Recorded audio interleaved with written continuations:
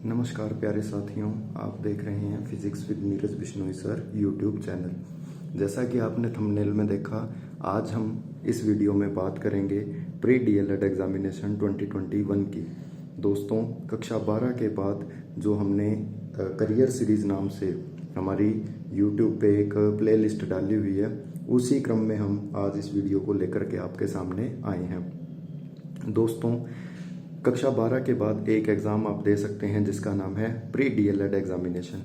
इस pre DElEd examination के बारे में आज हम विस्तार से बात करते हैं कि कौन इस एग्ज़ाम में बैठ सकता है, क्या इस एग्ज़ाम को देने के लिए योग्यता है, इस एग्ज़ाम के बाद क्या करियर है, क्या आपकी अपॉर्चुनिटीज़ आपको अवेलेबल होंगी।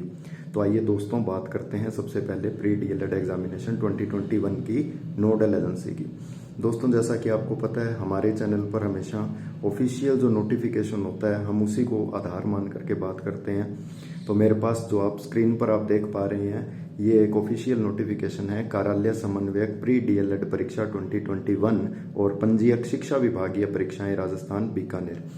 तो दोस्तों, प्री डीएलएड एग्जामिनेशन 2021 ये देखो, ये दो प्रकार से होता है। जो सामान्य बच्चे होते हैं, कहने का मतलब जिनका सामान्य जो स्कूल है हमारे उनमें पढ़ते हैं, और कुछ विद्यार्थी होते हैं जो संस्कृत शिक्षा में पढ़े होते हैं, उन्होंने 10वीं भी प्रवेशिका नाम से की होती है, वो बच्चे संस्कृत में। तो ये दो प्रकार से होती है, सामान्य और संस्कृत। ज़्यादातर बच्चे जो इस वीडियो को देख रहे हैं वो सामान्य शिक्षा के ही होंगे। उसकी प्रवेश परीक्षा है, इसके लिए कहने का मतलब डीएलएड में आपको एडमिशन लेना है तो आपकी ये प्रवेश परीक्षा होगी 2021 में। देखिए, इसको कोर्स को पहले जो है बीएसटीसी के नाम से जाना जाता था। ये जो कोर्स था पहले कहलाता था बीएसटीसी, जो कि लिखा हुआ है कि राजस्थान राज्य में संचालित विभिन्न शिक्षक प्रशिक्षण महाविद्यालय। तो दोस्तों, आप नाम से स्पष्ट हो गया होगा आपको, ये जो कोर्स होता है ये शिक्षक प्रशिक्षण का कोर्स है। शिक्षक प्रशिक्षण से आशय क्या होता है दोस्तों? टीचर बनने के लिए एक आपके पास आवश्यक योग्यता होती है। मैं आपको बीच में बता देता हूं कि हमारे राजस्थान में टीचर, जो स्कूली एजुकेशन से संबंधित टीचर है, उनका क्या सिस्टम होता है। तो देखिए दोस्तों, हमारे यहाँ पर 3 प्रकार के टीचर होते हैं। आपने जानते होंगे आप, एक टीचर होते हैं जो फर्स्ट ग्रेड के होते हैं, कुछ टीचर होते हैं सेकंड ग्रेड के, और कुछ होते हैं थर्ड ग्रेड टीचर, मतलब तृतीय श्रेणी के अध्यापक, द्वितीय श्रेणी के अध्यापक और प्रथम श्रेणी के अध्यापक। जो ज़्यादातर सभी शिक्षक वैसे तो भविष्य का निर्माण करते हैं, लेकिन बालकों की जो नींव तैयार करने का काम है वो है तृतीय श्रेणी अध्यापक का, क्योंकि ये अध्यापन कार्य करवाते हैं कक्षा 1 से 8 तक। इसमें भी दोस्तों 2 लेवल होते हैं, एक होता है लेवल 1 और एक होता है लेवल 2। तो 2 प्रकार के लेवल होते हैं इसमें, लेवल 1 और लेवल 2। जो कक्षा 1 से 5 तक का अध्यापन कार्य करवाने का कार्य करते हैं वो कहलाते हैं टीचर लेवल 1, और जो 6ठी 7वीं 8वीं को अध्यापन करवाने का कार्य करते हैं वो कहलाते हैं लेवल 2 के टीचर। तो ये जो लेवल 1 का टीचर बनने के लिए आवश्यक योग्यता होती है हमारी बीएसटीसी, जिसको पहले बीएसटीसी जाना जाता था, आजकल इसको बोलने लग गए हम डीएलएड। तो आज हम इस डीएलएड के बारे में बात कर रहे हैं। तो आपको समझ में आ गया होगा कि तृतीय श्रेणी अध्यापक का लेवल 1 जो होता है, लेवल 1 अध्यापक है वो, उसको बनने के लिए, मतलब लेवल 1 आप अध्यापक कब बन सकेंगे? जब आपके पास बीएसटीसी या डीएलएड, जिसको एक ही बात है, ये आपके पास डिग्री होनी जरूरी है। तो अब देखते हैं कि क्या इसका कौन एग्जाम दे सकता है, क्या इसकी योग्यताएं हैं।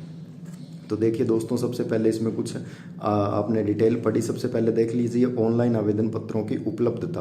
कहने का मतलब इसके ऑनलाइन जो आवेदन है वो 9 तारीख से स्टार्ट हो चुके हैं, और इसकी जो ऑनलाइन आवेदन करने की अंतिम तिथि है वो 10 तारीख है अगले महीने की, तो 10 जुलाई रात्रि 12 बजे तक आप ऑनलाइन आवेदन कर सकते हैं। और जो भी इसकी फीस होगी वो आपको 12 तारीख तक जमा करवानी। वैसे हाथों हाथ ही हो जाती है, लेकिन किसी कारणवश यदि आपकी फीस जमा नहीं होती 10 तारीख तक, तो आप वो फीस जो है वो 12 तारीख तक सबमिट करवा सकते हो।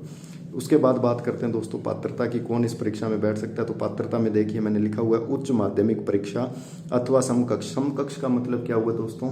कई जो ओपन बोर्ड वगैरह से करते हैं वो भी कर सकते हैं। आपको जो ज़्यादातर बच्चे इस वीडियो को देख रहे हैं वो ये समझिए, उच्च माध्यमिक परीक्षा अर्थात 12th की परीक्षा में अगर आपके न्यूनतम इतने प्रतिशत अंक है जो भी आपको स्क्रीन पर दिखाई दे रहे हैं, तो आप इस प्रवेश परीक्षा को दे सकते हैं। देखिए इसमें डीएलएड सामान्य या संस्कृत सामान्य वर्ग जो जनरल कैटेगरी के छात्र छात्राएं हैं यदि उनके 12वीं में 50%, अनुसूचित जाति अनुसूचित जनजाति मतलब एससी और एसटी के यदि बालक बालिकाएं हैं उनके 45%, ओबीसी और जो ईडब्ल्यूएस के उनके भी 45%, दिव्यांगजन 45%, सामान्य वर्ग की विधवा परित्यक्ता तलाकशुदा महिलाएं उनके 45%।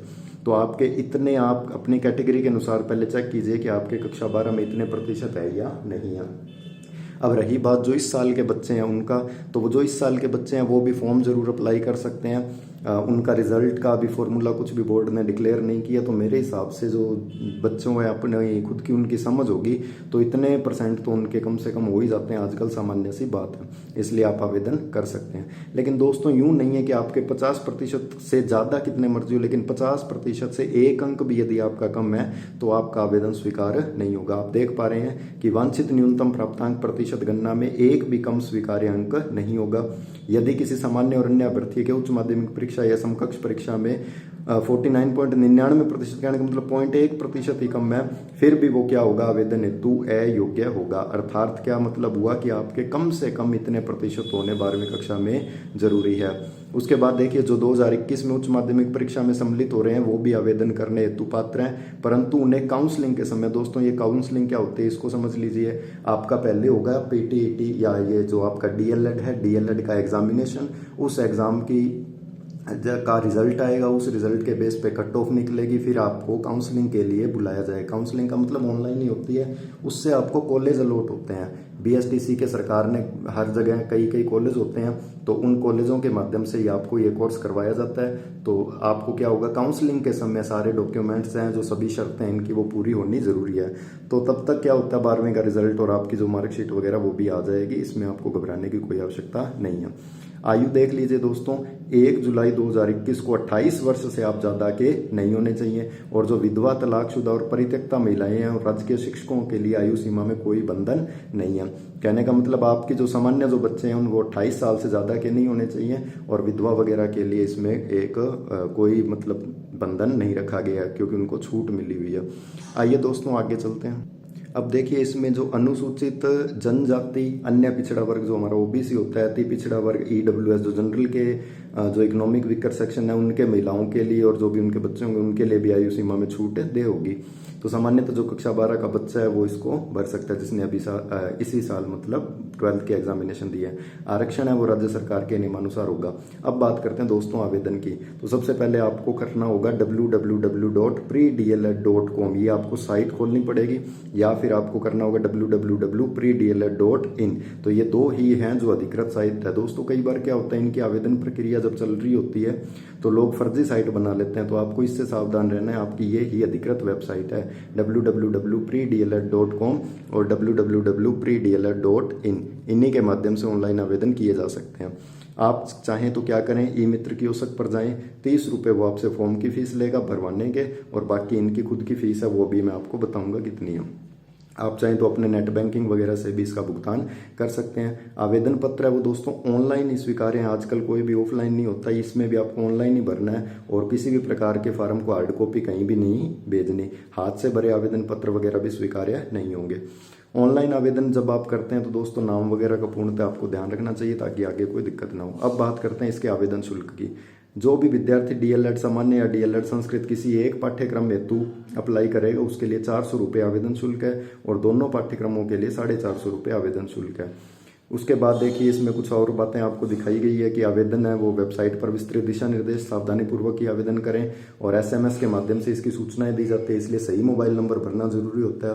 कार्यालय का समय दे रखा है, हेल्पलाइन नंबर दे रखी है, ईमेल दे रखा है, और अधिकृत वेबसाइट आपको स्क्रीन पर दिखाई दे रही है दोस्तों। अब बात करते हैं इसमें पाठ्यक्रम क्या होगा परीक्षा का, उसको लेकर के आइए चलते हैं। अब देखते दो हम बात कर रहे हैं परीक्षा के आयोजन की प्रक्रिया क्या रहेगी। तो आप देख पा रहे हैं कि परीक्षा की तिथि है वो राज्य सरकार के निर्देशानुसार बाद में निर्धारित की जाएगी, क्योंकि अभी कोविड आपको पता ही है चल रहा था, तो वो स्थितियां सामान्य होंगी तो उस हिसाब से परीक्षा करवाई जाएगी। क्योंकि ये ऑफलाइन परीक्षा होती है तो परीक्षा देने वाले छात्र छात्राओं की संख्या भी ज़्यादा होती है। आप अधिकृत वेबसाइट देख रहे हैं, परीक्षा तिथि से 7 दिन पूर्व आप अपने एडमिट कार्ड भी डाउनलोड कर सकेंगे। दोस्तों इसके जो सामान्यतः एग्जाम होते हैं जिला मुख्यालय पे ही हो जाते हैं, कोई घबराने की बात नहीं है। कहीं आपको दूर नहीं जाना पड़ता। परीक्षा केंद्र पर परीक्षा प्रारंभ होने के ये बाद की बातें हैं। अब हम बात कर लेते हैं कि इसमें आपको क्या नेगेटिव मार्किंग होगी या नहीं होगी। तो मैं आपको बता दूं, इस परीक्षा में किसी भी प्रकार की नेगेटिव मार्किंग नहीं होती। अब बात करते हैं परीक्षा में क्या क्या प्रश्न पूछे जाते हैं। तो देखिए, प्रश्न पत्र संरचना आपको आपकी स्क्रीन पर दिखाई दे रही है। प्रश्न पत्र है वो 4 खंडों में विभक्त होता है और कुल प्रश्नों की संख्या होती है 200। जो टोटल क्वेश्चन आएंगे वो आपके 200 आएंगे और सभी आएंगे मल्टीपल चॉइस टाइप क्वेश्चन, मतलब कि MCQ।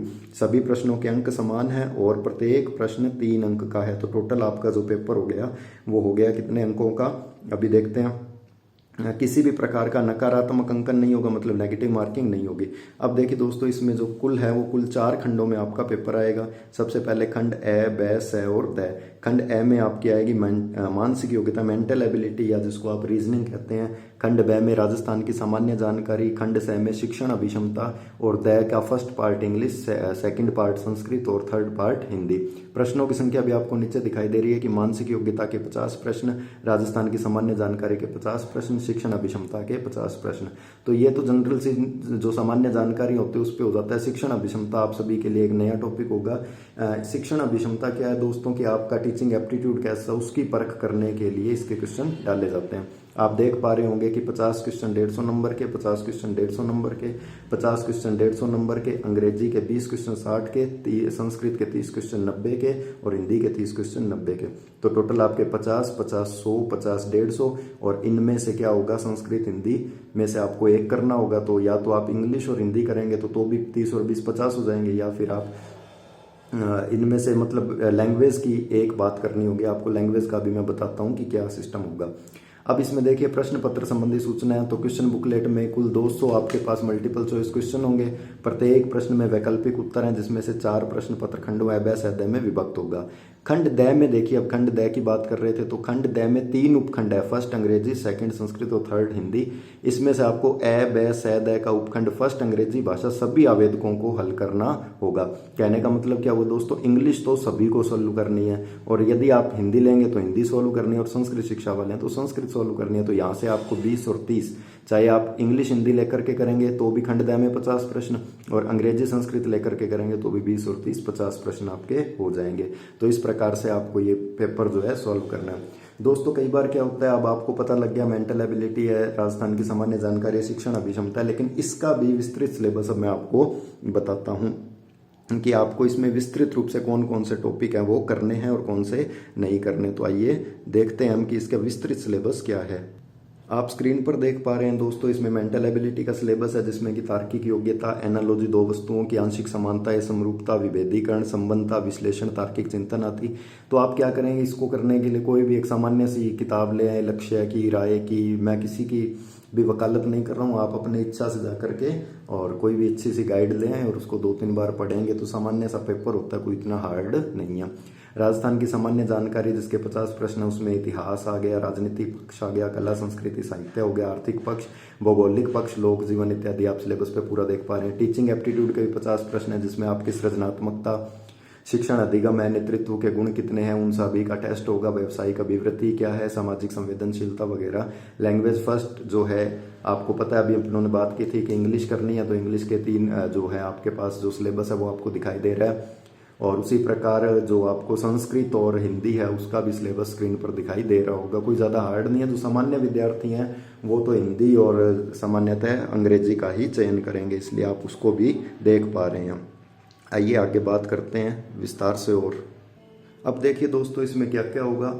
वैसे तो ये आगे की बात है, जब आपको कॉलेज वगैरह अलॉट होगा, काउंसलिंग के समय आपको ये डॉक्यूमेंट्स लेने होंगे, लेकिन आप अभी से अपनी तैयारी करके रखें, डॉक्यूमेंट्स बनवा के भी रख सकते हैं ताकि आपको आगे यदि कम समय मिले तो दिक्कत ना हो। सबसे पहले सेकेंडरी या समकक्ष, मतलब आपके 10वीं की एक आपके पास सत्यापित प्रति, मतलब फोटोकॉपी होनी चाहिए। सीनियर सेकेंडरी 12वीं की, तब तक आपका जो भी सिस्टम होगा बोर्ड द्वारा तय करके बता दिया जाएगा। मूल निवास प्रमाण पत्र है, जाति प्रमाण पत्र है, अन्य पिछड़ा वर्ग या अति पिछड़ा वर्ग मतलब ओबीसी का सर्टिफिकेट। और दोस्तों इसमें खास बात है कि ये 1 वर्ष से अधिक पुराना नहीं होना चाहिए। यदि शारीरिक दिव्यांग है तो उसका भी प्रमाण पत्र आपको लगाना होगा। विधवा महिला की स्थिति में पति का मृत्यु प्रमाण पत्र लगाना होगा। तलाकशुदा परित्यक्ता महिला को न्यायालय द्वारा जो भी मतलब उसकी प्रमाणित प्रतिलिपि या पुनर्विवाह नहीं करने का शपथ पत्र देना होगा। भूतपूर्व सैनिक है तो उसके आश्रित होने के प्रमाण पत्र की सत्यापित प्रति। ये सारे डॉक्यूमेंट्स दोस्तों आपके पास जब आपका कॉलेज में एडमिशन होगा उस समय होने चाहिए। तो अभी आपको वैसे ज़्यादा इनकी टेंशन लेने की आवश्यकता नहीं है। यदि पूरे हैं तो अच्छी बात है, वरना आपको बहुत सा बीच में समय मिलेगा, आप इन अपने जो भी ये कागज हैं इनको आप बनवा सकते हैं। तो दोस्तों आज की वीडियो में आपने जाना कि किस प्रकार से हम जो तृतीय श्रेणी अध्यापक का जो लेवल 1 का अध्यापक होता है, अर्थात कक्षा 1 से 5 तक पढ़ाने वाले अध्यापक, उसके लिए जो जरूरी योग्यता है BSTC, जिसको वर्तमान में DLED नाम से जाना जाता है, उसकी हमने डिटेल से आज बातचीत की। क्या इसका सिलेबस है और क्या हम इसके लिए योग्यताएं हैं। तो आपने जैसा थंबनेल में देखा था, हमने एक ही वीडियो में इसकी संपूर्ण जानकारी दे दी है। तो दोस्तों अभी इसके आवेदन का काफ़ी समय है, आप चाहें तो इसको फॉर्म को भर सकते हैं। वैसे बहुत ही अच्छी एक अपॉर्चुनिटी है हमारे पास, क्योंकि 2 साल का ये सामान्यतः पाठ्यक्रम होता है और 2 साल का पाठ्यक्रम पूर्ण करने के बाद जैसे ही तृतीय श्रेणी अध्यापक की भर्ती आती है, आप उसमें एलिजिबल हो जाएंगे। बीएड करने वाले कैंडिडेट को अभी 4 या कम से कम 4 और अधिकतम 5 साल का इंतजार करना पड़ेगा। जो बच्चे 12वीं में हैं उनको अध्यापक लगने के लिए। उम्मीद करता हूँ आपको ये जानकारी अच्छी लगी होगी।